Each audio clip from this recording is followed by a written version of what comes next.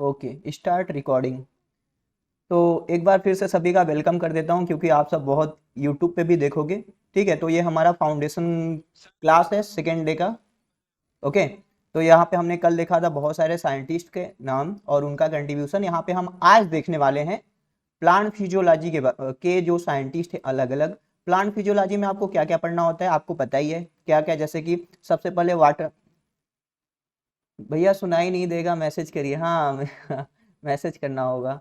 तो plant physiology में जैसे हम पढ़ते हैं क्या, transport in plant, mineral nutrition, ठीक है, photosynthesis, respiration, plant and hormone, और एक होता है मूवमेंट इन प्लांट करके, उसी में आ जाता है। इतने सारे चीज होते हैं। अमित भैया कुछ कह रहे हैं भैया? अच्छा, माइक निकाल लेता हूँ। अमित जल्दी बोलिए, क्या बोलना है आपको?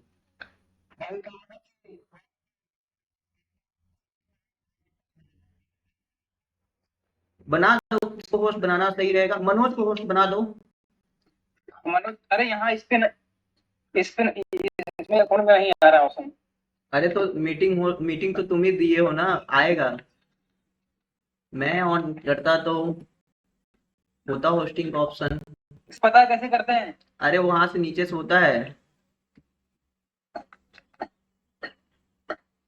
जहां से सारे लोग आते हैं उसके तीन बिंदु रहता है, उस पर क्लिक करोगे तो वहां से होस्ट दूसरे को दे सकते हो। विशु अपना कैमरा ऑन करके अंधेरा दिखा रहे हैं, क्यों? बादल बादल छाए हैं क्या? चलो वेट 1 मिनट। कर दो भाई, फिर हम ऑन करते हैं। अब ये यहाँ पे रिकॉर्डिंग होती है ना, यूट्यूब पे जाएगी तो मतलब एडिटिंग नहीं हो पाता यार। कोई अगर सॉफ्टवेयर कोई जानता हो लैपटॉप में जो फास्ट एडिटिंग करे, मतलब ट्रिमिंग और कटिंग के लिए बढ़िया सॉफ्टवेयर जो कि फ्री हो, वो मुझे बता सकता है। चलो थोड़ा सा मैं स्टॉप कर देता हूँ ना रिकॉर्डिंग, यहाँ पे स्टॉप करने का तो ऑप्शन पे भी चला जाए आपके दोस्तों के लिए। ओके, तो भाई यहाँ पे हम एक बार फिर से बताते हैं, हम देखने वाले हैं आज प्लांट फिजियोलॉजी के कुछ कुछ साइंटिस्ट। हम शुरू करेंगे कहाँ से?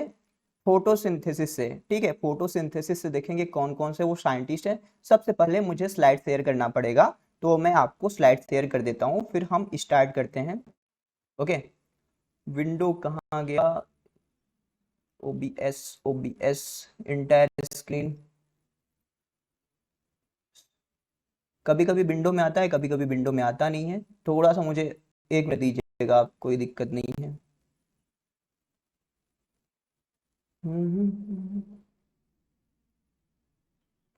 चला जा, आ गया क्या? तो आप सबको अब शायद से स्लाइड रहा होगा, ये दिखाई दे रहा होगा आपको, ठीक है। चलो हम शुरू करते हैं, एकदम तेजी से चलते हैं, बढ़ते अपने क्लास की ओर।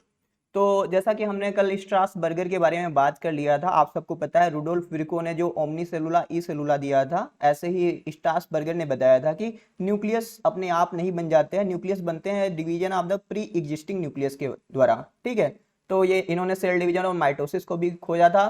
तो एक एक कोई टाइप करके मुझे बता दे यार, फार्मर एंड मूरे ने क्या किया था? एक क्वेश्चन अभी दिमाग में आ गया, बता दो जल्दी से, मैं देख लेता हूँ फिर आगे बढ़ते हैं। फार्मर एंड मूरे का कॉन्सेप्ट बताओ, क्या किए थे वो, कौन सा टर्म दिए थे या किसके बारे में बताए थे? फार्मर एंड मूरे, जल्दी से टाइप करो, वेट नहीं करूंगा मैं। एनीवन, फार्मर एंड मूरे ने कौन सा टर्म दिया था? जल्दी बताओ, आगे बढ़ना है। Anyone? Farmer and Moore, mitosis, meiosis दिए थे। Okay, meiosis term, that's great Saurabh, आगे बढ़ते हैं। तो हम बात करने वाले हैं आज फोटोसिंथेसिस के। देखो यहाँ पे पिस्टले दिख रहे हैं। तो सबसे पहले साइंटिस्ट के बारे में जानने से पहले हमें कुछ बेसिक आइडिया क्लियर होना चाहिए। देखिए, आप धरती पे रहते हैं, हमारे अर्थ पे जो भी खाना का सोर्स है, अल्टीमेट सोर्स ऑफ एनर्जी, हमने कल भी बताया था कि सन होता है। लेकिन सन से आप लाइट डायरेक्ट लेके आप खाना नहीं बना सकते, कुछ अमाउंट में विटामिन डी बना सकते हो, लेकिन पूरी तरीके से खाना नहीं बना सकते। तो कोई भी हो, हर्बीवोरस हो, कार्निवोरस हो, ओमनीवोरस हो, वो डायरेक्टली या इनडायरेक्टली प्लांट पे डिपेंड होता है। अब प्लांट कहाँ से खाना बनाते हैं आप सबको पता है, फोटोसिंथेसिस से बनाते हैं। लाइट लेते हैं, कार्बन डाइऑक्साइड लेते हैं इन द प्रेजेंस ऑफ किसके, लाइट, कार्बन डाइऑक्साइड, और उसके प्रेजेंस में क्लोरोफिल मॉलिक्यूल के प्रेजेंस से वो खाना बनाते हैं। तो वो होते हैं, तो आपको पता होना चाहिए फोटोसिंथेसिस कैसा प्रोसेस है। तो ये एक तरह का एनाबॉलिक प्रोसेस है, जहाँ पे छोटे छोटे मॉलिक्यूल जुड़ के खाना बन जाता है, जिसे हम यूटिलाइज करते हैं। तो इसी फोटोसिंथेसिस में बहुत सारे साइंटिस्ट आए थे जिन्होंने अपना कंट्रीब्यूशन दिया, उन्हीं हम साइंटिस्ट को देखने वाले हैं। तो सबसे पहले साइंटिस्ट यहाँ पे मेंशन है जोसेफ प्रिस्टले। देखो यहाँ पे लिखा हुआ तो बहुत है, लेकिन आप लेमैन लैंग्वेज में समझेंगे तो जोसेफ प्रिस्टले ने क्या किया था, एक चूहा पकड़ के लाए थे। उन्होंने बताया था ना कि एयर जरूरी है growth of the green plant के लिए, एयर इज नेसेसरी। तो वो मतलब एक चीज उन्होंने ये भी बताया था कि एयर ग्रीन प्लांट के ग्रोथ के लिए जरूरी है, और जो ग्रीन प्लांट है वो प्यूरिफाई करते हैं एयर को। तो उन्होंने किया क्या, ऐसे करके चूहा पकड़ के लाया, एक जार लिए, यहाँ पे प्लांट लगाया और एक कैंडल लगाया, चूहा को भी रख दिया। तो जब तक ये कैंडल जल रहा था, यहाँ से कार्बन डाइऑक्साइड निकल रहा था, ये जो प्लांट था ये कार्बन डाइऑक्साइड को ले रहा था, ऑक्सीजन छोड़ रहा था, वो चूहा ऑक्सीजन ले लेके जिंदा रह रहा था। जैसे ही कैंडल बुझा, वो क्या किया, यहाँ से प्लांट ने ऑक्सीजन देना खत्म कर दिया, ठीक है, और चूहा बेचारा तड़प तड़प के मर गया। तो इन्होंने, आपको पता होना चाहिए कि जोसेफ प्रिस्टले ने यही सारा काम किया था। उन्होंने बताया था कि ग्रीन प्लांट जो होते हैं प्यूरिफाई करते हैं आपके एयर को। आप में से कौन बताएगा हमको कि ये जोसेफ प्रिस्टले जी जो थे वो किस प्लांट पे एक्सपेरिमेंट किए थे? जोसेफ प्रिस्टले जी ने किस प्लांट के ऊपर एक्सपेरिमेंट किया था? फास्ट मोड में टाइप करके बताओ। Mint plant, that's great. देखो अब एक और है, एक विलो ट्री एक्सपेरिमेंट करके होता है। बस विलो ट्री एक्सपेरिमेंट किए थे आपको वान हेलमोंट ने विलो ट्री एक्सपेरिमेंट किया था, ये भी बात आप जानते रहेंगे। तो आगे चलते हैं, इनके बारे में हो गया। देखो जीन इंजन हाउस थे, तो आपको पता है जैसे कोई आपसे पूछ ले कि फोटोसिंथेसिस का सबसे पहला इक्वेशन किसने दिया था, तो आप कहना कि इन्होंने ही दिया था। इन्होंने क्या किया था, CO2 लिया था और वाटर लिया था। ये वो बता रहे थे कि सबसे पहले कार्बोनिक एसिड बन रहा था H2CO3, जो कि ऐसा होता नहीं है, लेकिन इन्होंने सबसे पहले यही बताया था जॉन इंजन हाउस ने क्या बताया था कि प्रिस्टले भैया जो कह रहे थे कि ग्रीन प्लांट प्यूरिफाई करते हैं एयर को, लेकिन ग्रीन प्लांट प्यूरिफाई एयर को करेंगे in the presence of only sunlight. तो सनलाइट रहेगा तभी प्यूरिफाई कर पाएंगे अपने एयर को। तो इंजन हाउस ने बताया कि sunlight is necessary for the photosynthesis. तो एक चीज हमेशा याद रखेंगे कि इंजन हाउस ने क्या कहा था कि सनलाइट बहुत जरूरी है फोटोसिंथेसिस के लिए, यही इंजन हाउस ने बताया था। कि और क्या करते हैं कि जो प्लांट के, इन्होंने एक चीज और बताया कि प्लांट के जो होते हैं स्टेम ये सारे नहीं, जो ग्रीन प्लांट होते हैं प्लांट के, वही होते हैं जो कि रिलीज कर सकते हैं ऑक्सीजन को ऐसे करके, और उसी की वजह से चूहा जिंदा रह रहा है। तो बस एक पॉइंट हमेशा याद रखना इनके लिए कि इन्होंने बताया था sunlight is necessary for the photosynthesis, और ज्यादा कुछ नहीं। और जोसेफ प्रिस्टले के बारे में मैं एक क्वेश्चन पूछता हूँ, प्रिस्टले चलने से पहले ये बता दो हमको कि ऑक्सीजन की डिस्कवरी किसने की थी? Who discovered the oxygen? जल्दी से कमेंट करो, ऑक्सीजन की डिस्कवरी किसने की थी? कभी सुना है आपने ऑक्सीजन डिस्कवर्ड बाई? या दैट्स ग्रेट, मनोज प्रिस्टले ने ऑक्सीजन की डिस्कवरी की थी। ओके, तो आगे फिर चलते हैं हम। स्क्रॉलिंग हो जाओ। जूलियन वॉन सैक, इन्होंने ये बताया था, देखो जूलियन वॉन सैक के बारे में आपको उतना पढ़ने की जरूरत नहीं, इन्होंने यही बताया था कि प्लांट जो होते हैं वो स्टोरेज करते हैं ग्लूकोज का in the form of the starch. देखो तीन चीज होता है, अगर हम आपको बताएं कि प्लांट जो होते हैं वो देखो क्या करते हैं, फोटोसिंथेसिस करते हैं, तो वो क्या बनाते हैं, स्टार्च बनाते हैं। ठीक है, अगर स्टोरेज करना हो तो किसके रूप में कर लेंगे, फ्रक्टोज के रूप में कर लेंगे। और इसको अगर ट्रांसलोकेट कराना हो तो किसके रूप में करेंगे बताओ? ट्रांसलोकेट कराना हो तो सुक्रोज के रूप में कराएंगे। एक सीयूटी में क्वेश्चन भी छपा था कि सुक्रोज जो होता है नॉन रिड्यूसिंग होता है, इसीलिए उनका ट्रांसलोकेशन कराया जाता है क्योंकि वो लेस रिएक्टिव होते हैं। तो यहाँ से क्वेश्चन छपा था, हम आपको बताएंगे आज की प्लांट फिजियोलॉजी से कौन कौन क्वेश्चन आए थे लाइफ साइंस में और बॉटनी में, तो बने रहिए हमारे साथ। तो यही बताया था भैया कि जो जूलियन वॉन है कि वो प्लांट जो होते हैं ग्रो करते हैं, ग्लूकोज को स्टार्च के फॉर्म में अपने अंदर रखते हैं, और क्लोरोफिल मॉलिक्यूल के सहायता से वो ये सब काम करते हैं। यही है, इतना जरूरी नहीं है, लेकिन देखो ये एंजल मैन है ना, ये बहुत ज़्यादा जरूरी है, तो इनके बारे में हम थोड़ा सा बात करते हैं।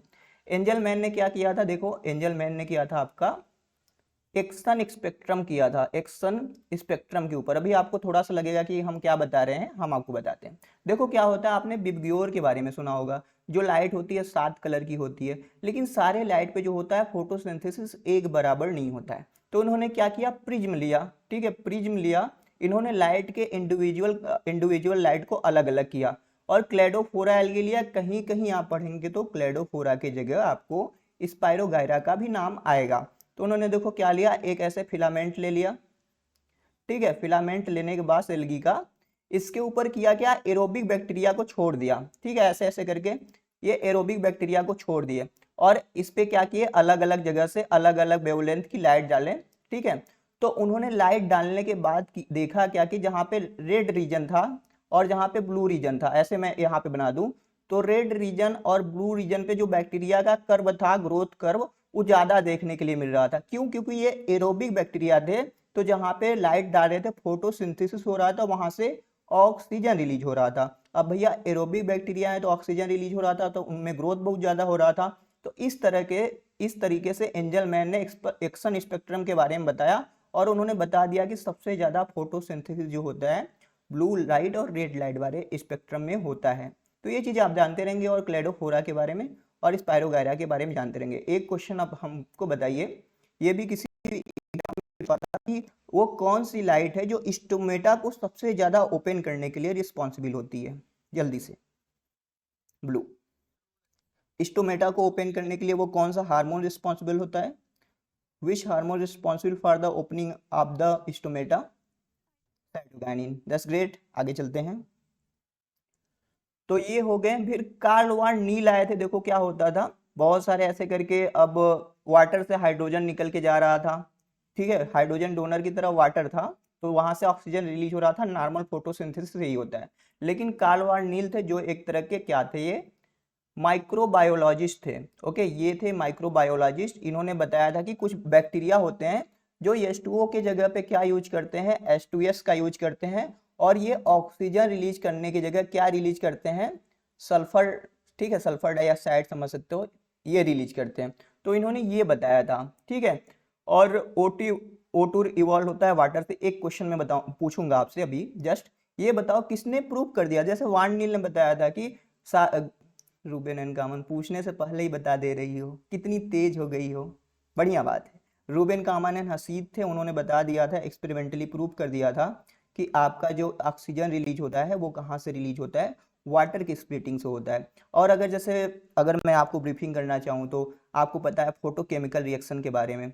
किसने बताया था कि हमारे फोटोसिंथेसिस में जो लाइट रिएक्शन होता है वहाँ पे 2 फोटोकेमिकल रिएक्शन होता है? Who describe that? किसने बताया था जी? जल्दी से। वारवर्ग। और बताओ कोई जल्दी से, पसीना पसीना हो रहा है। एंजलमैन। एंजलमैन, ओके, एंजलमैन, ठीक है। Emerson and Lewis, that's great. Emerson and Lewis ने बताया था कि हमारा जो फोटोसिंथेसिस होता है, ठीक है, फोटोसिंथेसिस में 2 फोटोकेमिकल रिएक्शन होता है, that is the photosystem second और फोटोसिस्टम फर्स्ट। फोटोसिस्टम सेकेंड जो होता है वो P680 पे काम करता है और फोटोसिस्टम फर्स्ट कितने पे काम करता है? P700 पे काम करता है। एकदम सुनो, ये हो रहा है फाउंडेशन कोर्स, ठीक है। हम आपको यहाँ पे बहुत सारी चीज रिकॉल कराएंगे और आपसे हम पता करेंगे कितना चीजें आपको आता है। और जहाँ पे वाटर का स्प्लिटिंग होता है वो फोटोसिस्टम सेकेंड होता है, यही आपसे हम पूछना चाह रहे थे, ठीक है। तो ये चीजें हैं, इमर्सन एंड लेविस ने बताया था 2 फोटोकेमिकल रिएक्शन होते हैं भैया।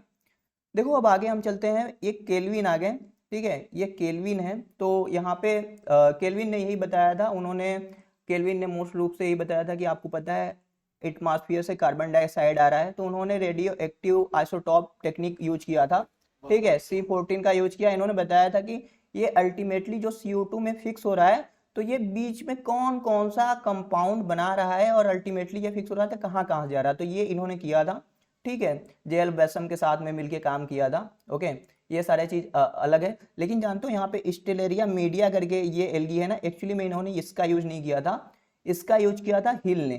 किसने यूज किया था? यहाँ पे गलती है, इसका यूज किया था हिल ने यूज किया था। हिल ने क्या बताया था कि अगर आप आइसोलेटेड क्लोरोप्लास्ट ले लें, एक क्लोरोप्लास्ट प्लांट सेल में से निकाल लें और इसको कोई प्रोटॉन या ऐसे प्रोटॉन एक्सेप्टर दे दें, तो ये बाहर से आइसोलेटेड क्लोरोप्लास्ट फोटोसिंथेसिस कर सकता है, और उन्होंने स्टेलेरिया मीडिया के ऊपर काम किया था।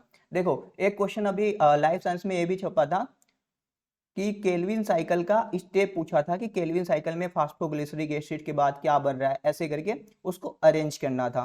केल्विन साइकिल से पूछा था। और आपको क्या पूछा था? C4 साइकिल से पूछा था कि सेरीन ग्लाइसिन कहाँ कहाँ मूव करता है। तो आपको एकदम बेसिक पूछता है ना, कि कोई एडवांस चीजें पूछता है ना, तो यही सारी चीज है। ब्लैक मैन ने देखो ना, ऐसे जैसे अगर हम बताएं, एक होते हैं ब्लैक मैन, एक होते हैं लीबिग। तो लीबिग भी लिमिटिंग फैक्टर के बारे में बताए थे और ब्लैकमैन ने भी लिमिटिंग फैक्टर के बारे में बताया था, लेकिन ये फोटोसिंथेसिस के लिए था। जैसे मैं कहूँ जैसे CO2 हो गया, लाइट हो गया, ठीक है, और क्लोरोफिल हो गया ना, तो ये सारे चीज है जो कि फोटोसिंथेसिस में होता है। और वाटर हो गया मान लो, ये सारे हो गए। तो इसमें से मान लो अगर ये भी ज्यादा है, ये भी ज्यादा है, ये भी ज्यादा है, अगर CO2 का कंसंट्रेशन कम है तो ये होगा लिमिटिंग फैक्टर।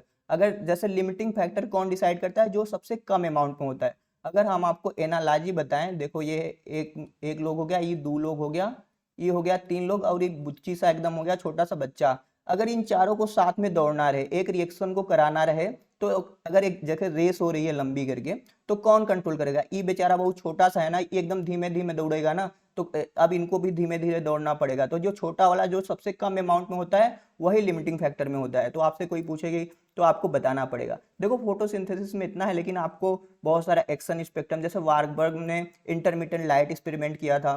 फिर आपको क्या पढ़ना होता है, नॉन साइक्लिक, साइक्लिक, फिर आपको C3 cycle, C4 cycle, photo respiration, ठीक है, और ऐसे कौन कौन से फैक्टर है जो कि फोटोसिंथेसिस को अफेक्ट करते हैं, ये सारा पढ़ना है। और फोटोसिंथेसिस जहाँ तक पता है तो वो शायद मैं ही आपको पढ़ाऊंगा। तो ये बस मैं आपको बेसिक बताया हूँ कि इतने, अभी तो भाई बहुत साइंटिस्ट हैं यार, अगर नाम गिनाओ तो बहुत सारे हैं, आप लोग भूल जाओगे अभी। बस हम आपको धीरे धीरे बता रहे हैं कि फोटोसिंथेसिस में आपको ये ही चीज़ें पढ़नी है। चलो आगे चलते हैं। देखो अब ये साइंटिस्ट जो हैं, आपको ये है रेस्पायरेशन को लेके। रेस्पायरेशन के बारे में अगर बताएं तो वो एक तरह का कैटाबोलिक प्रोसेस है, या एम्फीबोलिक बोल सकते हो। वहां पे वो एक्सर्गोनिक है ना। फोटोसिंथेसिस से इंडरगोनिक रिएक्शन, इंडरगोनिक का मतलब होता है जहां पे एनर्जी आई ऐसे बॉन्ड के अंदर मॉलिक्यूल में रख के पैक हो गई। एक्सर्गोनिक का है जैसे ग्लूकोज मॉलिक्यूल है, ठीक है, ई है ग्लूकोज, ठीक है, ग्लूकोज का ब्रेकडाउन हो रहा है, CO2 बन रहा है प्लस वाटर बन रहा है, और एनर्जी रिलीज हो रही है 686 या 73 किलो कैलोरी, जैसा भी करो। तो जो बॉन्ड का ब्रेकेज से एनर्जी रिलीज होता है वो होता है आपका एक्सर्गोनिक और कैटाबोलिक प्रोसेस। अब आप सोचेंगे कि भैया आप बता रहे हैं रेस्पायरेशन को कि ये है आपका क्या कैटाबोलिक प्रोसेस, लेकिन आप एम्फीबोलिक बता रहे हो। तो एम्फीबोलिक क्या होता है तो आपको पता होना चाहिए। देखिए रेस्पायरेशन में क्या होता है, क्रेब्स साइकिल पढ़ोगे ना, वहां पे ब्रेकडाउन भी हो रहा होता है, लेकिन साथ साथ बहुत सारे चीजों से बनते रहते हैं, जैसे बहुत सारे अमीनो एसिड, जैसे सक्सिनिल को एंजाइम में बनता है, अल्फा कीटोग्लूटरिक एसिड बनता है, तो उसका ना वो दूसरे कंपाउंड को बनाता भी है, इसलिए उसे एम्फीबोलिक बोलते हैं। अब चलो ये साइंटिस्ट कुछ हैं, देखो सबसे पहले हम बता दें आपको, जब आप रेस्पायरेशन पढ़ने जाते हैं तो ये चीजें होता है। फिर एक आता है आपको फेफर कॉन्स्टिट्यूटिव पाथवे। तो जो आपका अल्टीमेट आपका खाना होता है ग्लूकोज आपके बॉडी में, तो इसके पास 2 फेट होता है ना। क्या फेट होता है? या तो ये पहले एनारोबिक हो सकता है आप, और इसका एरोबिक हो सकता है। एनारोबिक होगा फिर भी इसका ग्लाइकोलिसिस तो होगा, ग्लाइकोलिसिस में जरूरी नहीं है ऑक्सीजन का रहना ना रहना, इसका भी ग्लाइकोलिसिस होगा। अगर ऑक्सीजन प्रेजेंट रहेगा तो ई का जाएगा, ई जाएगा ऑक्सीडेटिव डीकार्बोक्सिलेशन, फिर क्रेब्स साइकिल, फिर ETS में जाएगा। लेकिन यहाँ पे अगर ऑक्सीजन अब्सेंट रहेगा तो इसका क्या होगा, इसका जैसे एल्कोहलिक फर्मेंटेशन हो जाएगा या तो लैक्टिक एसिड फर्मेंटेशन हो जाएगा, ठीक है। जैसे उस वहाँ पे क्या बनेगा, एस्टिल कोहेल्डिहाइड बन जाएगा, ये सारा चीज तो वो हम आगे आपको पढ़ाएंगे। तो देखो इम्बिडेन मेहरा पर पैरानस है, इन्होंने ग्लाइकोलिसिस के बारे में बताया था, जिसे हम बोलते हैं EMP पाथवे, ठीक है जी। और ग्लाइकोलिसिस में कुल कितने पाथवे होते हैं? 10 पाथवे होते हैं, ठीक है। यहाँ पे ऐसे कोई बताया मुझे, एक क्वेश्चन अब याद आया है। यहाँ पे होते हैं जिसको हम क्या बोलते हैं, एलोस्टेरिक पाथवे कितने होते हैं? जैसे 10 स्टेप होते हैं, कौन कौन से एलोस्टेरिक होते हैं, कितने? बताओ बताओ बताओ। एलोस्टेरिक कितने पाथवे होते हैं जिनमें एंजाइम को रेगुलेट किया जाता है? ऐसे बताओ ना, जैसे रिवर्सिबल और नॉन रिवर्सिबल होते हैं, तो नॉन रिवर्सिबल कितने होते हैं? जल्दी बताओ भाई। देखो जो हेक्सोकाइनेज है, पायरुवेट काइनेज है और फास्फोफ्रक्टोकाइनेज वाले हैं ना, वो सारे क्या है, इरिवर्सिबल है, और यही है एलोस्टेरिक वाले। तो हम आगे आपको बताएंगे 1373, हाँ मनोज 3, ठीक है। तो फिर आगे चलते हैं हम। तो देखो यहाँ पे हमने वही चीज होता है, यहाँ पे बहुत सारे एंजाइम होते हैं। जैसे अगर मैं आपको रिकॉलिंग करवाने की कोशिश करो, देखो क्या होता है, ग्लूकोज होता है, ग्लूकोज से क्या बनता है, ग्लूकोज 6 फास्फेट बनता है। फिर इससे क्या बनता है, फ्रक्टोज 6 फास्फेट बनता है। फिर क्या बनता है, फ्रक्टोज 1,6 बाई फास्फेट, ठीक है, फिर क्या बनता है जी, फिर इसका क्या होता है, एल्डोलेज काम करता है, ठीक है, 1,3 डाई पीजी ऐसे करके। देखो यहाँ पे हेक्सोकाइनेज काम करेगा, हेक्सोकाइनेज के लिए कौन, मैग्नीशियम आयन काम करेगा एज ए कोफैक्टर की तरह। तो ऐसे करके 10 स्टेप होते हैं और 10 स्टेप में कौन कौन से एंजाइम है और कौन कौन से इनहिबिटर काम करते हैं, यही आपसे ग्लाइकोलिसिस में पूछता है, हम डिटेल में करेंगे। चलो आगे चलते हैं। हेंस क्रेब है, हेंस क्रेब ने क्रेब्स साइकिल दिया था, आपको पता है। बीच में क्या हुआ था, ये जो आपका 2 मॉलिक्यूल बनता है पायरुवेट, यहाँ पे ग्लाइकोलिसिस जब खत्म होता है तो फिर इसका क्या होता है, ऑक्सीडेटिव डीकार्बोक्सिलेशन होता है। यहाँ पे ऐसे करके बहुत सारे एंजाइम कॉम्प्लेक्स काम करते हैं और वो इसको बदल देते हैं आपके किसमें, एसिटिल कोएंजाइम ए में, ठीक है, एसिटिल को ए में। तब क्रेब साइकिल जब आपका आता है तो एसिटिल कोएंजाइम ए आता है, ये किससे बाइंड करता है, ऑक्जेलो एसिटिक एसिड से बाइंड करता है, साइट्रिक एसिड बनाता है, क्रेब साइकिल चलता है। क्रेब साइकिल में अब एक क्वेश्चन पूछूंगा, बताओ कितने ऑक्सीडेटिव रिएक्शन होते हैं क्रेब साइकिल में, कितने जगह, how many oxidative reaction in the Krebs cycle, 3 या 4, 3 या 4, 3 और 4, 3 NADPH2 एंड 1 FADH2, तो कितने हुए बताओ जी, बोलो मत, देखो बोलोगे ना, बोलोगे मेरे पास आवाज नहीं आएगा क्योंकि मैं माइक लगा रखा हूँ, ये ऐसा माइक है कि बस मेरा आवाज आपके पास जाएगा, ठीक है। कितने कितने NADH2 बनते हैं,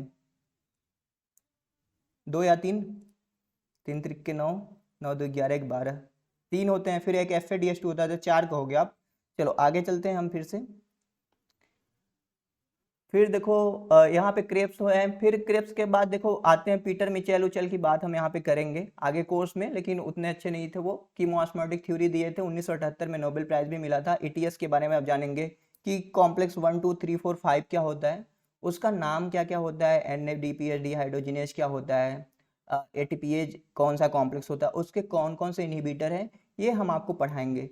फिर देखो यहाँ से प्लांट हार्मोन वाला पोर्शन शुरू हो जाता है। अब चार्ल्स डार्विन और फ्रांसिस डार्विन थे, इन्होंने कौन से ग्रास के ऊपर काम किया था, केनरी ग्रास के ऊपर, और इन्होंने देखा था कि केनरी ग्रास कुछ उसका एपिकल पोर्शन ज़्यादा ग्रो कर रहा है, तो उन्होंने ऑक्जीन की डिस्कवरी कर लिया था। यहाँ पे दिया हुआ वो फोटोट्रॉपिज्म शो कर रहा था, लाइट के अगर लाइट सोर्स था तो उसके ऊपर उसके तरफ ग्रो कर रहा था, तो उन्होंने ये कर दिया था। फिर FWN थे, इन्होंने एविना कर्वीचर टेस्ट दिया था, उन्होंने जैसे जो ओट था ना, देखे थे कि लाइट की तरफ ये ग्रो कर रहा था, तो इन्होंने एविना कर्वेचर टेस्ट हुआ था। Bio essay for the oxygen जो होता है वो एविना कर्वेचर टेस्ट होता है। जैसे अगर आपसे कोई पूछने लगे कि आप बताइए बायो एसे क्या होता है, तो बायो एसे एक ऐसा टेक्निक है, किसी चीज़ का प्रेजेंस या एब्सेंस का हम पता लगा सकते हैं, बायो एसे उसे करते हैं। तो ऑक्सीजन के लिए हम बायो से करते हैं एविना कर्वेचर टेस्ट मोस्टली, ठीक है। चलो फिर ये हो गया। बहुत सारे ऑक्सीजन में जैसे नेचुरल ऑक्सीजन कौन है, आर्टिफिशियल ऑक्सीजन कौन है, ऑक्सीजन का सिंथेसिस के लिए ट्रिप्टोफैन कैसे काम कर रहा है, जिंक कैसे काम कर रहा है, ऑक्सीजन का रोल क्या क्या है, जैसे वो क्या कर रहा है, एपिकल डोमिनेंस करा रहा है, वेस्कुलर बंडल का डिफरेंशिएशन करा रहा है। ये सारी चीज़ें हम आपको जब पढ़ाएंगे अच्छे से कोर्स में, तो एकदम डिटेल में एक एक चीज़ें पढ़ाएंगे, ठीक है। फिर आगे देखो ये साइंटिस्ट दिए हैं कुरोसावा। अब कुरोसावा जापान में थे, उन्होंने देखा 1926 में, ठीक है, 1926 में उन्होंने देखा कि जापान में जो धान के फसलें थे, कुछ धान के फसलें नॉर्मल इतने बड़े बड़े थे, लेकिन कुछ फसलें जो थे इतने बड़े हो गए, तो जो छोटे वाले फसलें थे इनका प्रोडक्शन जो था काफी अच्छा खासा था, ठीक है, लेकिन जो बड़े बड़े हो गए थे उनका प्रोडक्शन बड़ा मतलब कम ही रहा, वो अच्छे से प्रोडक्शन नहीं दे रहे थे। तो कुरोसावा ने कहा कि भैया बढ़ने के लिए ये तो बढ़ गए, लेकिन ये तो एक नंबर के बेवकूफ़ है, फुलिस है, इनको फुलिस सीडलिंग डिजीज हो गया है। तो इन्होंने जिब्रेला फ्यूजिकोराई एक फंगल पैथोजन था, जिसे हम फ्यूजेरियम मोनेलिफॉर्म भी बोल सकते हैं, फ्यूजेरियम मोनेलिफॉर्म, ठीक है, समझ में आ रहा है ना, फ्यूजेरियम मोनेलिफॉर्म, जिससे हमने आइसोलेट किया था, डिस्कवर किया था एक्चुअली 1926 में जिब्रेलिन को। अब जिब्रेलिन को डिस्कवर कर लिया, जैसे याबूता और सुमेकी थे यहाँ पे अगर हम नाम लेना चाहें, तो उन्होंने आइसोलेट किया था जिब्रेलिन, जैसे 1 3 7 9 वाले जो होते हैं जिब्रेलिन एक्टिव फॉर्म होते हैं, ये सब हम बताएंगे। उसके कार्बन 3 और 13 पे जब होता है हाइड्रॉक्सिलेशन तो वो एक्टिव होते हैं, उसमें कार्बोक्सिलिक एसिड को जोड़ा जाता है, ऐसे करके बहुत सारी चीज़ है जिब्रेलिन में, हम बताएंगे। अगर जिब्रेलिन के बारे में बताएं तो एक क्वेश्चन छपा था कि जिब्रेलिन से मैं देखा था कि जिब्रेलिन फ्रूट का अगर साइज बढ़ाना चाहते हो, जैसे लौकी आप खेत में लगाए हो, उसको सिरिंज मारते हैं ना, तो उसमें देखो पोमेलिन होता है, जिब्रेलिन और साइटोकाइनिन का मिक्सचर एक्चुअली में। तो जिब्रेलिन से अगर आप फ्रूट का साइज बढ़ाना चाहते हो तो जिब्रेलिन से बढ़ा सकते हो। एक फेनामेना होता है बोल्टिंग। क्या होता है बोल्टिंग? इंटरनोडल इलोंगेशन करवा सकते हो। जैसे गन्ना है, इतना बड़ा बड़ा उसका है, ठीक है, अगर इसे दे दिए तो ये इतना बड़ा बड़ा हो जाए तो थोड़ा बढ़ जाएगा, ठीक है, तो बोल्टिंग करवा सकते हो आप। ओके, और क्या करवा सकते हो? मॉल्टिंग प्रोसेस में हो सकता है, सीड का जर्मिनेशन करवा सकता है, ठीक है, जिब्रेलिन लॉन्ग डे प्लांट में फ्लावरिंग करवा सकता है। तो बहुत सारे काम है जिब्रेलिन के, ऑक्सीजन के अलग अलग, वो हम पढ़ेंगे, जितना बताएंगे ना कुछ बाहर से नहीं आएगा आपको। चलो, स्कूग एंड मिलर थे देखो यहाँ पे। अब स्कूग एंड मिलर थे, इन्होंने क्या किया था? साइटोकाइनिन के ऊपर काम किया था। आर्टिफिशियल साइटोकाइनिन जो 6 फरफ्यूरिल अमीनोप्यूरिन था, फरफ्यूरिल अमीनोप्यूरिन, जिसे हम काइनेटिन बोलते थे एक्चुअली में, ठीक है, इन्होंने ये कर दिया था। Herring sperm of the DNA से खोजा था, यहाँ पे है नहीं एक्चुअली में। तो साइटोकाइनिन जो है वो ऑक्सीजन का दुश्मन है। जैसे ऑक्सीजन अगर एपिकल डोमिनेंस करवा रहा है तो साइटोकाइनिन क्या कराता है? लेटरल ग्रोथ कराता है। अगर हेज प्लांट बनाना है, आपको बाड़ा वाड़ा लगाना है, तो आप अगर एपिकल पोर्शन कट कर दोगे प्लांट का तो वो छछड़ने लगेगा, फैलने लगेगा, ऊपर नहीं जाएगा। तो ये चीज है। तो आप साइटोकाइनिन के बारे में जानते रहना। जो आर्टिफिशियल साइटोकाइनिन है काइनेटिन है, नेचुरल जो साइटोकाइनिन है वो क्या है आपका? G18 है। क्या है? G18 है। डिस्कवरी किए थे लैंथम, आपके किसने खोजा था? लैंथम। कहाँ से खोजे थे? मेज से। कोई मक्का वक्का खा रहा है? भुट्टा खाते हो कि नहीं जी? भुट्टा खा रहे हो? Corn milk okay, pigeon milk जानते हो? पिजन एक बर्ड है, लेकिन पिजन में हम मिल्क टर्म क्यों यूज करते हैं? What do you mean by the pigeon milk? खोजना जाके। चलो आगे चलते हैं। चलो देखो, तो इन्होंने लेंथम ने अपना नेचुरल साइटोकाइनिन के बारे में बता दिया था। अब यहाँ पे भी इसका काम होता है वेस्कुलर बंडल का डिफरेंशिएशन। देखो टिश्यू कल्चर में क्या होता है, बहुत जरूरी एक चीज होता है कि अगर साइटोकाइनिन ज्यादा दोगे तो रूट बनेगा, ठीक है, साइटोकाइनिन ज्यादा तो रूट, साथ नहीं नहीं, साइटोकाइनिन ज्यादा रहेगा तो क्या बनेगा? स्टेम बनेगा जी। ऑक्सीजन ज्यादा रहेगा तो रूट बनेगा। तो ये वाला कॉन्सेप्ट बहुत अच्छे से याद कर लेना।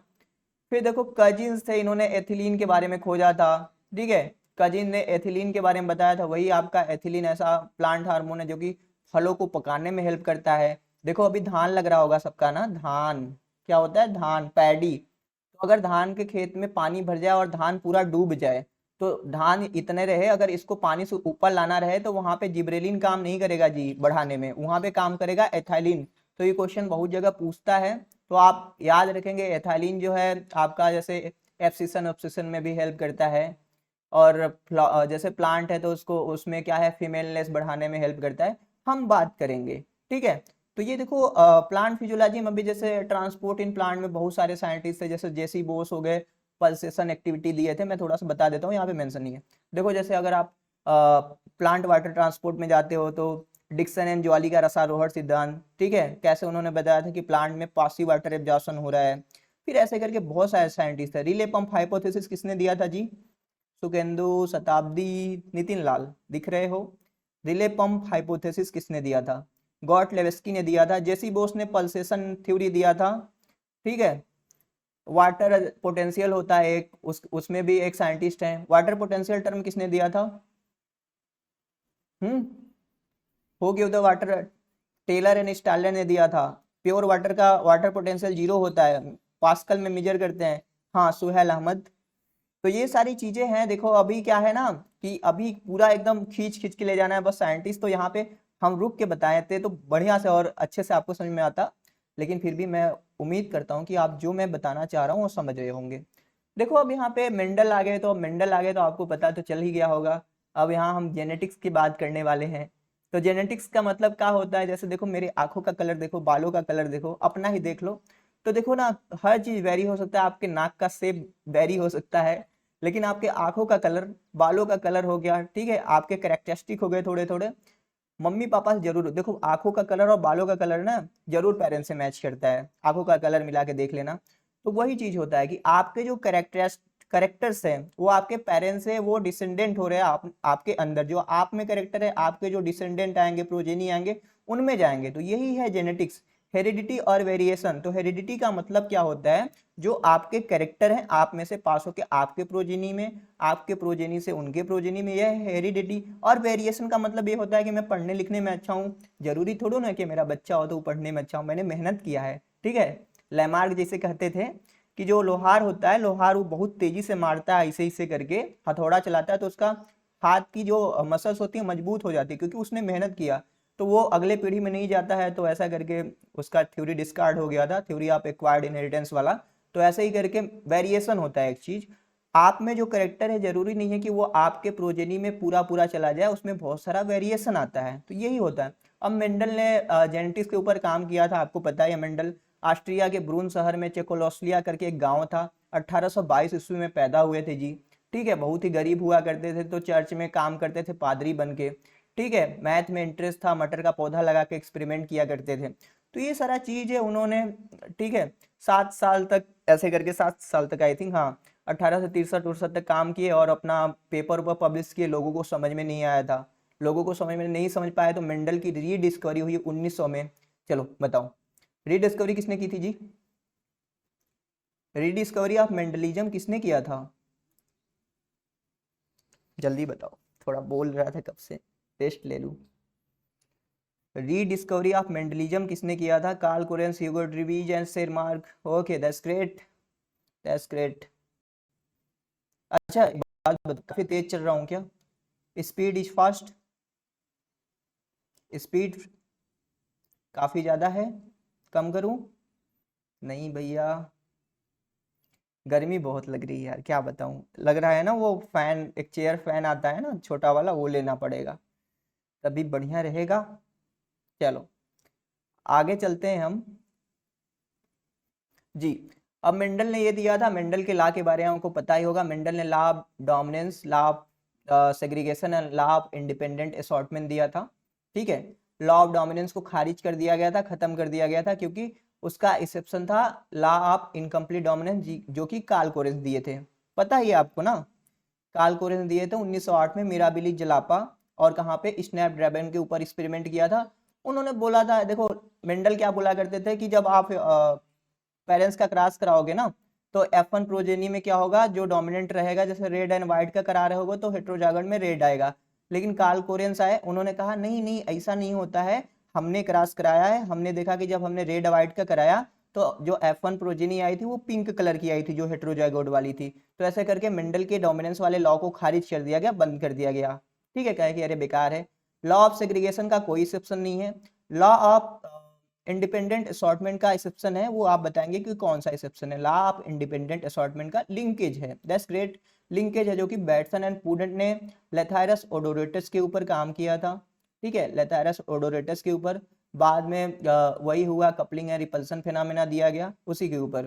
तो ये सारा चीजें हैं जेनेटिक्स में। देखो मेंटलिज्म हो गया, सबसे ज्यादा जरूरी है आपका डाई हाइब्रिड क्रॉस, अच्छे से देख लेना कि उसका रेशियो क्या है, 9:3:3:1। फिनोटिपिक ये वाला हो गया। जीनोटिपिक होता है 1:2:1, 2:4:2, 1:2:1, याद हो जाएगा, ज्यादा टेंशन मत लेना। फिर देखो पुनेट है, यहाँ पे देख रहे होंगे स्लाइड, पुनेट देखो, पुनेट स्क्वायर दिया था। अब जैसे गैमिट बनाना होता है, जैसे अलग अलग जो होते हैं ना पेरेंट्स का गैमिट क्रॉस कराने के लिए, तो इन्होंने पुनेट स्क्वायर दे दिया। क्वेश्चन बनता है कि पुनेट स्क्वायर किसने दिया था? अब देखो यहाँ पे दिया गया है, सामने ही दिया था, मैं आपसे पूछ रहा था कि 1900 में मेंडल के लॉ की रीडिस्कवरी हुई थी, किसने किया था? ह्यूगो ड्रीवीज ने किया था। इन्होंने इवनिंग प्रिमरोज, ओनेथोरा लेमेयार्कियाना के ऊपर एक्सपेरिमेंट किया और उन्होंने देखा था कि अलग अलग कैरेक्टरिस्टिक आ रहे हैं। कार्ल कोरेंस थे, कार्ल कोरेंस ने अपना उसी के ऊपर एक्सपेरिमेंट किया था, मैंने बताया, मिराबिली जलापा, कुत्त पुष्प बोलते हैं, स्नैप ड्रैगन बोलते हैं। शेरमार्क थे, उन्होंने कैटल के ऊपर काम किया था। तो इन्होंने इंडिपेंडेंटली मेंडल के लॉ को फिर से खोज दिया और मेंडल को दोबारा जिंदा कर दिया, अमर कर दिया, ठीक है। अमर बोलते हो ना कि अमर हो गए, तो अमर कर दिए, ठीक है। फिर देखो यहाँ पे सट्टन एंड बावेरी के बारे में देख रहे होगे। अब इन्होंने क्या किया था भैया, क्रोमोसोमल थ्योरी ऑफ इनहेरिटेंस दिया था। उन्होंने बोले थे कि जो क्रोमोसोम होते हैं एक पीढ़ी से दूसरी पीढ़ी में वही कैरेक्टर को लेके जाते हैं।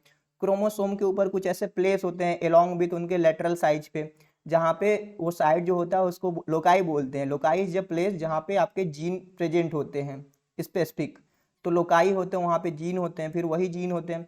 क्रोमोसोम को क्या बोलते हैं पता है आपको? व्हीकल ऑफ हेरिडिटी, ठीक है। Chromosome is a term as vehicle of heredity, जो कि एक पीढ़ी से दूसरी पीढ़ी में कैरेक्टर को ट्रांसफर कराते हैं। तो सट्टन एंड बावेरी ने यही बताया था क्रोमोसोमल थ्योरी ऑफ इनहेरिटेंस को। फिर यहाँ पे थॉमस हंट मॉर्गन को दिख रहे होंगे आप, चलो यहाँ पे दिखते हैं, थॉमस हंट मॉर्गन यहाँ पे दिख रहे हैं, थोड़ा सा स्क्रॉल करता हूँ। या थॉमस हंट मॉर्गन ने अपना एक्सपेरिमेंट किया था, सब ड्रोसोफिला के ऊपर एक्सपेरिमेंट किया था। उन्होंने बताया था कि ड्रोसोफिला में कैसे कैसे वेरिएशन आ रहे हैं उसके आई कलर के ऊपर। तो मार्गन को हम फादर ऑफ एक्सपेरिमेंटल जेनेटिक्स बोलते हैं। जेनेटिक्स, फादर ऑफ जेनेटिक्स किसे बोलते हैं? मेंडल को बोलते हैं। जेनेटिक्स टर्म किसने दिया था? बैटसन ने दिया था। ठीक है, जीन टर्म किसने दिया था? जोहानसन ने दिया था 1909 में। फिनोटाइप जीनोटाइप टर्म किसने दिया था? ये भी बैटसन ने दिया था। तो ऐसे करके टर्म है। अब एक क्वेश्चन मैं आपसे पूछना चाहूंगा, फादर ऑफ ह्यूमन जेनेटिक्स कोई बता दे। Who is the father of human genetics? Anyone? अरे बताया करो, पढ़े हो आप सब, बीएससी थर्ड ईयर में हो या पास कर चुके हो, एमएससी कर रहे हो, लेकिन फादर ऑफ ह्यूमन जेनेटिक्स उनका नाम जी से है, आर्चीबाल्ड गेरार्ड। ठीक है, इनको आप जानते रहना, भूलना मत, बहुत ही अच्छे हैं। ठीक है, काफ़ी अच्छे। देखो यहाँ पे 3 टर्म होते हैं, अभी मैं नहीं बताऊंगा, क्लास में बता दूंगा, लेकिन पढ़ लेना। यूजेनिक्स, यूफेनिक्स और यूथेनिक्स। आवाज़ जारी होगी मेरी, जरूरी है, क्वेश्चन बनते हैं। चलो आगे चलते हैं फिर हम। तो स्टूडेंट आए थे, इन्होंने बताया था कि एक जो क्रोमोसोम होता है, ठीक है, यहाँ पे जीन होते हैं ना, जीन, ठीक है, ABCD। तो इन जीन के बीच में दूरियां कितनी होती हैं? तो उन्होंने जेनेटिक मैप के बारे में बता दिया कि अगर A और B के बीच में दूरी ज़्यादा है तो यहाँ पे क्रॉसिंग ओवर ज़्यादा होगी, दूरी कम है तो क्रॉसिंग ओवर कम होगी और लिंकेज ज़्यादा होगी। तो ये चीज़ है। तो जेनेटिक्स में बहुत सारे टर्म होते हैं, जैसे डोमिनेंट क्या होता है, रिसेसिव क्या होता है, एलील क्या है, एलिलोमार्फ, जीनोटाइप, फिनोटाइप, ऐसे करके ना वो हम ना आराम से देखेंगे, ऐसे करके क्लास में देखेंगे जब हम जेनेटिक्स पढ़ाएंगे तो। लेकिन जो मैं बताना चाह रहा हूँ थोड़ा थोड़ा आप समझ पा रहे होगे। ठीक है, मैपिंग के बारे में बताया था। देखो हेनकिंग हो गए, हेनकिंग ने हेनकिंग ने क्या खोजा था? एक्स क्रोमोसोम को। और स्टीवेंस एक थे, स्टीवेंस ने क्या खोजा था? वाई क्रोमोसोम को। हम जैसा आपको हमेशा बताते हैं कि क्रोमोसोम 1 जो होता है इसके पास लार्जेस्ट नंबर ऑफ जीन होते हैं, सबसे ज्यादा जीन होते हैं। और क्रोमोसोम वाई जो होता है इसके पास जो होता है 237 जीन ओनली होते हैं, सबसे कम जीन होते हैं। इसको हम बोलते हैं होलेंड्रिक जीन। क्या बोलते हैं? Holandric gene. ये कहीं तो किसी एमएससी एंट्रेंस में इस साल पूछा था और हमेशा पूछता रहता है। ठीक है, तो लैग डाउन है, देखो ऐसे करके बहुत सारे जेनेटिक्स पढ़ते हो तो आप जैसे, चलो एक मैं क्वेश्चन पहले पूछूंगा फिर आगे बढ़ूंगा। पटाउ सिंड्रोम कहाँ पे होता है? कहाँ पे क्या डिलीट होता है तो पटाउ सिंड्रोम होता है जी? पटाउ सिंड्रोम, जल्दी से, कौन सा? Number of chromosome 13, 13, 13। और क्राई टू चैट सिंड्रोम के लिए कौन सा क्रोमोसोम रिस्पॉन्सिबल है? Cri du chat syndrome 5। Short arm जो होता है, देखो क्रोमोसोम में एक होता है लॉन्ग आर्म, एक होता है शॉर्ट आर्म। तो लॉन्ग आर्म को हम क्यू आर्म बोलते हैं और शॉर्ट आर्म को हम पी आर्म बोलते हैं। ये क्वेश्चन कहीं छपा था। तो पी मतलब होता है पेटाइट, पेटाइट मतलब होता है छोटा। ठीक है, तो ये है क्राई टू चैट के लिए 5 वाला। और 21 पे होता है तो आपको पता ही है कि डाउन सिंड्रोम। 18 पे है तो एडवर्ड सिंड्रोम। ठीक है, short arm of the 5 chromosome. हाँ निशा, ठीक ठीक ठीक। तो ये सारा चीज़ है जो आपको पढ़ना है और समझना है चीज़ों को। हमने ये जॉनसन के बारे में बताया था, जीन दिए थे 1909 में और प्योर लाइन टर्म दिए थे। जैसे प्योर लाइन का मतलब है कि मान लो कैपिटल वाई है इसका, अगर क्रॉस कैपिटल वाई से, तो इनके जो प्रोजेनी होंगे हमेशा कैपिटल वाई आएंगे। ठीक है, हमेशा अगर प्योर लाइन है। एक चीज़ देखो, इनब्रीडिंग डिप्रेशन होती है, आपको पता होना चाहिए। इनब्रीडिंग डिप्रेशन के बारे में अगर एक छोटी सी कहानी, तो जैसे रोमन एम्पायर था ना, रोमन किंग थे, तो वो लोग अपने आप को समझते थे कि हम लोग बहुत बड़े महान इंसान हैं, हम इतने लंबे लंबे हैं, गोरे हैं, हमारा तो खून बहुत प्योर है। अगर हम बाहर से किसी लड़की से शादी करते हैं या हम अपने लड़की को किसी बाहर वालों को देते हैं तो हमारा खून हो जाएगा गंदा। तो वो क्या करते थे, जब उनके घर पे बेटियां पैदा होती तो उनको दूर भेज दिया करते थे। जब वो बड़ी हो जाती थी 17-18 साल का, तो चाचा भतीजा अपने रिश्ते में ही शादी करवा देते थे। ठीक है, शादी करवा देते थे, इसलिए उनको लगता था कि उनका हमेशा ऐसे करके भगवान वाले गुण उनके अंदर है। लेकिन एक बार गलती से हुआ क्या कि कोई रिसेसिव जीन था, वो अपने आप को एक्सप्रेस कर दिया और पूरा एम्पायर ही उनका तबाह हो गया। ऐसे करके पेपर है, जाके पढ़ना। समझ गए ना? कुछ रिसेसिव जीन होते हैं जो छुपे होते हैं आपके बॉडी के अंदर। ठीक है, मान लो ऐसे कोई डिजीज वाला है, आप कैरियर हो ऐसे करके, और आपके 2 लोग कैरियर है, 2 कैरियर मिलेंगे तो वो आ जाएगा डिजीज कॉज करवा देगा, तो इसलिए नहीं कराना चाहिए, इनब्रीडिंग डिप्रेशन हो जाता है जी। चलो अगला क्वेश्चन है, मतलब क्वेश्चन क्या है यार, अब मॉलिक्यूलर का आ गया है, कर सकते हैं मॉलिक्यूलर भी खत्म करते हैं। देखो जैसे मॉलिक्यूलर में जब हम पढ़ने जाते हैं तो हम क्या पढ़ते हैं, न्यूक्लिक एसिड के बारे में सीधे। न्यूक्लिक एसिड कौन कौन होते हैं, डीएनए होते हैं, आरएनए होते हैं। डीएनए एटम में मिशन ने दिया था, पस सेल से डिस्कवर्ड किया था। फिर आरएनए को फ्रैंकल एंड कॉनरेट ने खोजा था, जो जेनेटिक आरएनए थे। Non genetic RNA mRNA, rRNA और टीआरएनए थे। ये एमआरएनए को कौन खोजा था, बताओ एमआरएनए को कौन खोजा था जी, नाम बताओ एमआरएनए के बारे में किसने बताया था, हरगोबिंद खुराना, नहीं, 1961 में खोजे थे जैकब एंड मोनड, दैट्स ग्रेट। और टीआरएनए को होले ने बताया था, फिर उसका स्ट्रक्चर के बारे में एच किम ने बताया था। तो ये सारी चीज़ें आप जानते रहेंगे, लेकिन हम बताने चाहते हैं कि जेनेटिक आरएनए को खोजे थे किसने, फ्रैंकल एंड कॉनरेट ने खोजा था। फिर आरएनए वर्ल्ड हाइपोथेसिस भी आया था, उसमें बताए थे ऐसे गिलबर्ट गिलबर्ट करके एक साइंटिस्ट है, उन्होंने बताया था। और उसी समय राइबोजाइम हमारे एग्जिस्ट में आया था। तो ये चीज़ है। देखो यहाँ पे हमारे सामने वाटसन एंड क्रिक के बारे में, तो इनके बारे में कौन नहीं जानता है, सब जानते हैं कि भैया थे तो बहुत अच्छे इंसान, लेकिन दूसरे का काम चुरा के डीएनए का स्ट्रक्चर दे दिए थे। कैसे, इन्होंने जो विल्किंस और फ्रैंकलिन थे ना, उन्होंने एक्सरे डिफ्रैक्शन टेक्निक करके डीएनए के स्ट्रक्चर के बारे में पता लगाया। और ये वाटसन एंड क्रिक निकले चालाक, उन्हीं का डाटा यूज करके उन्होंने दे दिया अपना डीएनए का स्ट्रक्चर 1953 में। बाद में सरकार हो गई खुश, कहेगी अरे भैया वाटसन क्रिक आपने तो बहुत बढ़िया काम किया है, चलो हम तुमको नोबेल प्राइज देते हैं। तो इनको ना ऐसे करके 8-9 साल बाद 1962 में नोबेल प्राइज दिया गया। और उन्होंने विल्किन और फ्रैंकलिन को कोई पैसा नहीं दिया, खुद ले लिए सब। तो ये चीजें हैं। देखो फिर अगला है आपका चारगाप के बारे में। देखो वहां पे जैसे चारगाप ने ये बताया था ना कि एडेनिन हमेशा बाइंड होगा थायमिन से, ग्वानिन जो होगा हमेशा साइटोसिन से ट्रिपल बॉन्ड से बाइंड होगा। तो ये सारा, और ये कांस्टेंट होंगे हमेशा, इसका एक फॉर्मूला भी हम डिटेल में बताएंगे। देखो अगर किसी भी डीएनए में जीसी का मात्रा ज्यादा है तो ये मोर स्टेबल होगा, ठीक है। एटी ज्यादा है, एटी कहाँ पे होता है, देखो ओरिजिन ऑफ रिप्लिकेशन जहां पे रहता है वहां पे 80 रहता है, क्योंकि 80 के बीच में डबल बॉन्ड है, तो उसको टेम्परेचर देके उसको डिग्रेडेट करना, तोड़ना आसान होता है। जीसी को तोड़ना आसान नहीं होता है भैया, समझ गए ना। देखो फ्रांसिस क्रिक है, क्रिक ने सेंट्रल डोग्मा दिया था, हमने बताया कि डीएनए होता है भैया, डीएनए के पास क्या होता है, ऑटो कैटालिटिक एक्टिविटी होता है। ये अपने खुद को पहले रिप्लेस कर सकता है, यानी कि ये अपने खुद से खुद को बना सकता है, मतलब रिप्लिकेशन कर सकता है। फिर ये क्या कर सकता है, ये आरएनए बना सकता है जो कि है ट्रांसक्रिप्शन। फिर ये बनाता है प्रोटीन, ठीक है, क्या होता है ये ट्रांसलेशन। फिर ई आरएनए डीएनए को भी बना सकता है, रिवर्स ट्रांसक्रिप्शन, तो ई स्टेमिन एंड बाल्टीमोर ने बताए थे। तो ये सारा चीज है। चलो इसको कंट्रोल जेड से हटा देता हूँ। ओके, तो ये सारा है। अब क्रिक के बारे में सेंट्रल डोग्मा दिया था। और एक साइंटिस्ट ने ना बहुत पगलू टाइप के, ठीक है, बैरी कामनर नाम था उनका, क्या नाम था, बैरी कामनर, सुने हो कभी, सुने होगे। तो जैसे क्रिक बता रहे थे कि डीएनए से आरएनए, आरएनए से प्रोटीन बन रहा है ना, तो बैरी कामनर आए थे, कह रहे थे प्रोटीन से फिर से आरएनए बन जाता है, फिर वो डीएनए बनाता है, फिर से प्रोटीन बनता है, नहीं मतलब प्रोटीन से फिर से डीएनए बनता है। जैसे क्रिक बता रहे थे डीएनए से आरएनए बना, आरएनए से प्रोटीन बना, ठीक है, फिर आरएनए से डीएनए बन सकता है, रिवर्स ट्रांसक्रिप्शन होता है। लेकिन बैरी कामनर आए ना, कहे कि भैया साइक्लिक फ्लो होता है, डीएनए से आरएनए बनता है, आरएनए से तो प्रोटीन, फिर प्रोटीन से डीएनए बनता है, जो कि बिल्कुल सरासर गलत थे ये, ठीक है। बैरी कामनर जी का खत्म हो गया कहानी, ठीक है, मैं ऐसे बता रहा था, ऐसा कुछ लोग होते हैं। मिशर ने डिस्कॉर्ड न्यूक्लियन किया था पस सेल से, हमने बताया था भैया।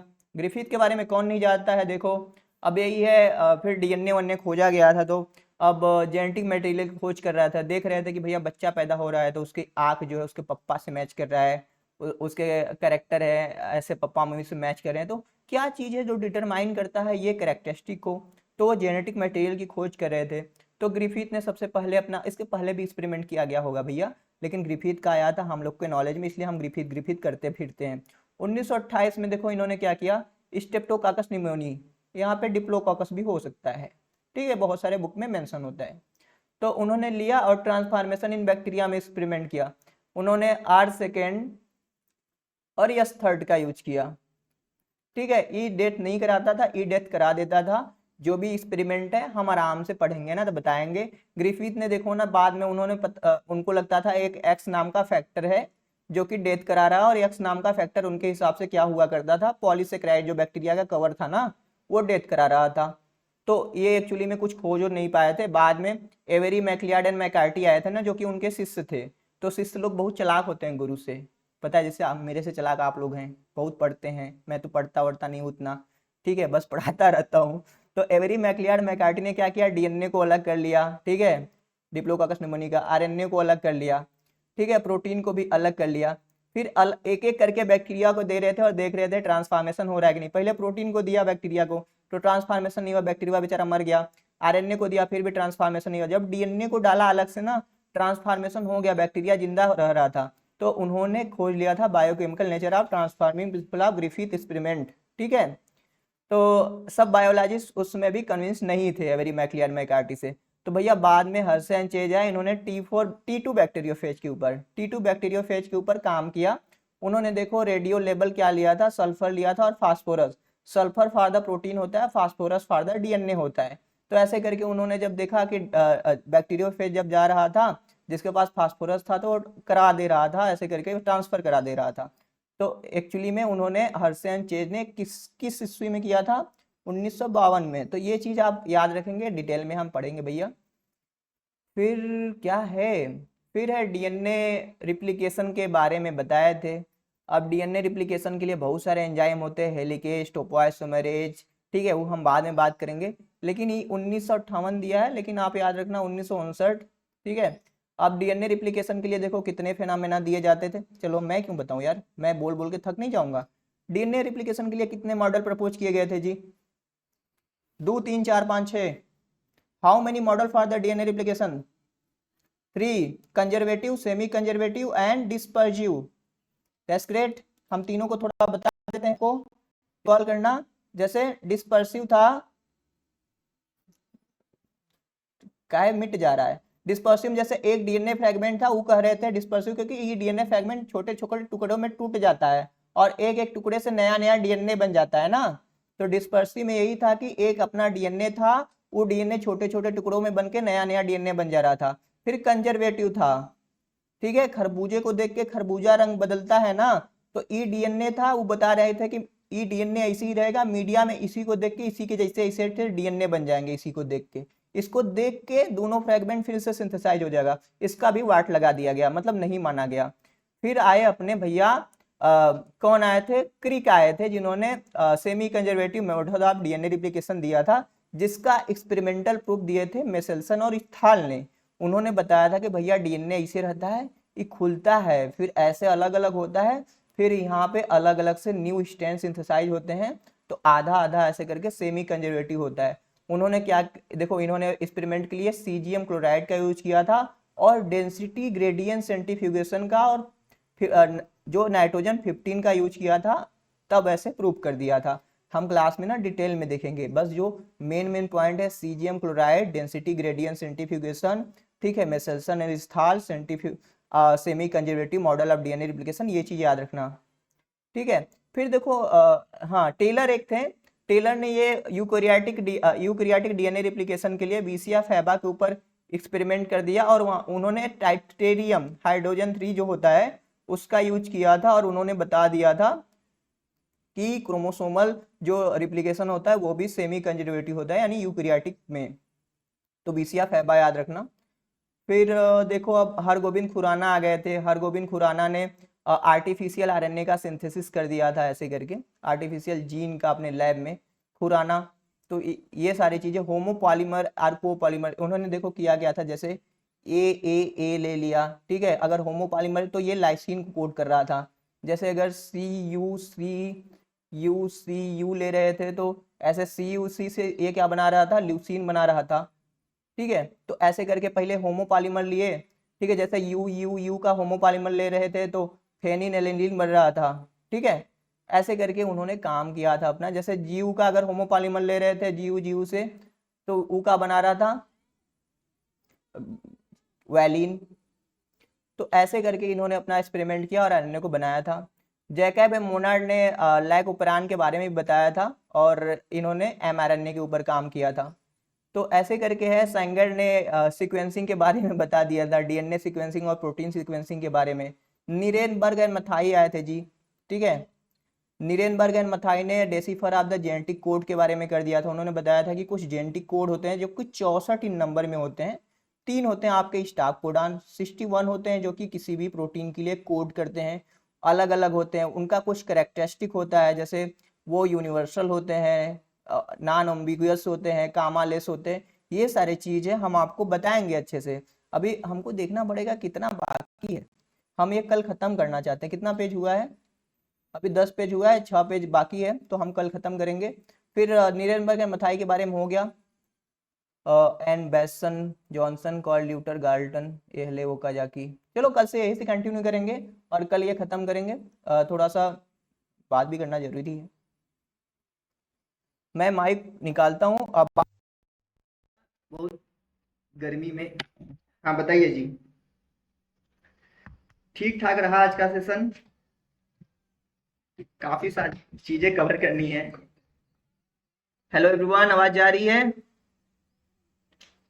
Yes sir. ओके, काफी लोग यहाँ पे हैं, 50 लोग मैं देख पा रहा हूँ। तो देखो ना एकदम भैया बढ़िया। तो देखो ना रिकॉल हो जाएगा। बहुत लोग जो नए नए हो सकते हैं कि बहुत सारे जैसे कनेक्ट करने में परेशानी हो चीज़ों को, जो नहीं पढ़ा हो। बेसिक इन्फॉर्मेटिव लेक्चर भैया, थैंक यू। तो उनके लिए थोड़ी सी प्रॉब्लम है। Yes sir, awesome, okay thank you. तो हम देखो ना ऐसे करके हमने आज जैसे प्लांट फिजियोलॉजी का सारा, मॉलिक्यूलर का सारा देख रहे हैं ऐसे करके, लेकिन जो भी चीज़ें हमको बताना है थोड़ा थोड़ा वो हम बताते चल रहे हैं। लेकिन जब हम एकदम, थैंक यू शिवानगी, एकदम हम जब क्लास लेंगे आपको, क्लास में जैसे मान लो हम प्लांट मार्फोलॉजी पहले पढ़ा रहे हैं, जेनेटिक्स भी मैं ही पढ़ाऊंगा। तो जब मैं जेनेटिक्स पढ़ाऊंगा तो हम आपको एक एक पॉइंट बताएंगे, सारा नोट्स में रहेगा। तब तक मैं ये चलाना सीख जाऊंगा। जो पेन है आपका, अभी चला नहीं पाता हूँ सही से, ठीक है। तो अच्छी चीजें रहेंगी। थैंक यू उर्मी, सपना। हाँ किसी को बोलना है तो बोल सकता है कुछ और हाँ क्लास देखो ना, ज्वाइन करना है तो हमारा कोर्स आप ज्वाइन कर सकते हो, जिसका प्राइस आपको पता ही है। अभी जैसे देखो ना, हम प्रो नहीं है, वो खिलाड़ी टाइप के नहीं है जो हम आपको हर चीज, जैसे कि अब देखो ऊपर से इतना गर्मी पड़ रही है, अभी मैं सोच रहा हूँ फैन वैन लगा के ग्रीन और पर्दा लगाएं तो बढ़िया रहेगा जी। देखना पड़ेगा कौन कौन है यहाँ पे। Very nice plan, okay thank you.